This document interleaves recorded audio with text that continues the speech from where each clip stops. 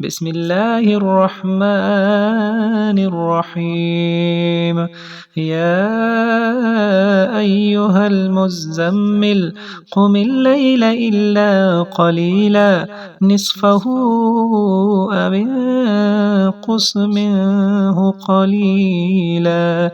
أو زد عليه ورتل القرآن ترتيلا إنا سنلقي عليك قولا ثقيلا إن ناشئة الليل هي أشد وطئا وأقوم قيلا إن لك في النهار سبحا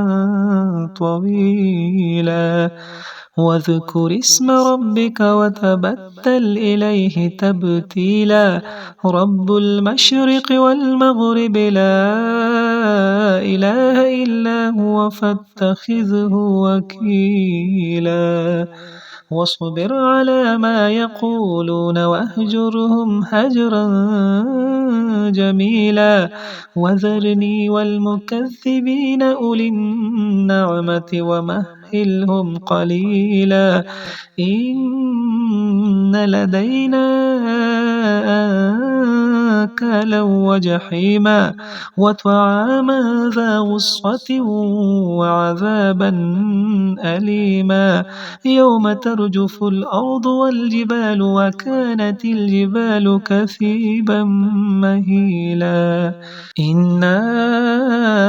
أرسلنا إليكم رسولا شاهدا عليكم كما أرسلنا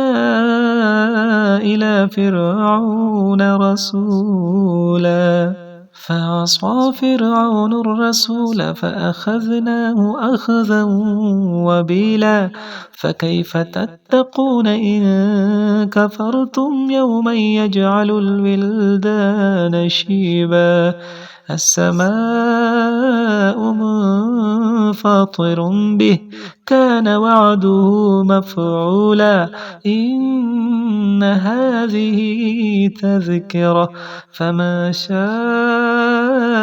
اتخذ إلى ربه سبيلا إن ربك يعلم أنك تقوم أدنى من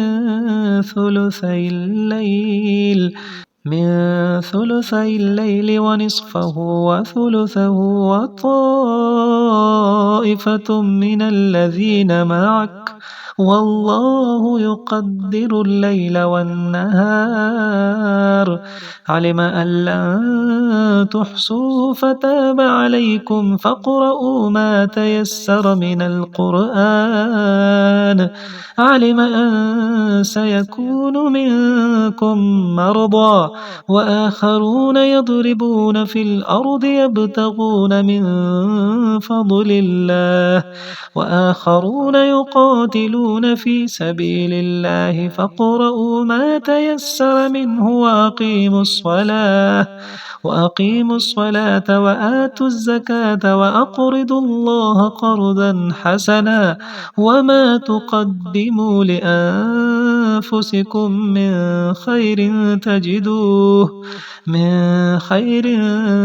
تجدوه عند الله هو خيرا وأعظم أجرا واستغفروا الله إن الله غفور رحيم